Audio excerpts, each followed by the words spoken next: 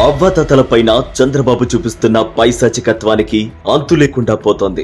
2019 July నుంచి మొన్నటి March 2024 వరకు 1వ తారీఖున తెల్లవారుతుండగానే అవ్వాతాతల ఇంటికొచ్చి మరీ పెన్షన్ ని అందించారు గ్రామ వాలంటీర్లు. అయితే 2024 ఏప్రిల్ నెలలో చంద్రబాబు దురహంకారం వల్ల అవ్వాతాతలు పెన్షన్ కోసం సచివాలయం దాకా వెళ్లాల్సి వచ్చింది. దాంతో ఎండలో క్యూలో నిలబడలేక 2 రోజుల్లోనే 39 మంది చనిపోయారు. బాబు గారి సాడిజం ఇక్కడితో కూడా ఆగలేదు. వ్యవస్థలను మేనేజ్ చేసేసి మే నెల పెన్షన్ ని బ్యాంక్ వెళ్లి తెచ్చుకునే పరిస్థితిని కల్పిస్తున్నాడు. ఎంతటి దారుణం అసలు!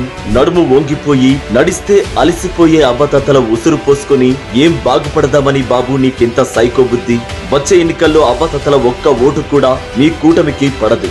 అవ్వాతాతలను ఇబ్బంది పెట్టినందుకు అంతకు అంతా అనుభవించడానికి రెడీగా ఉండవయ్యా సాడిస్ట్ బాబు.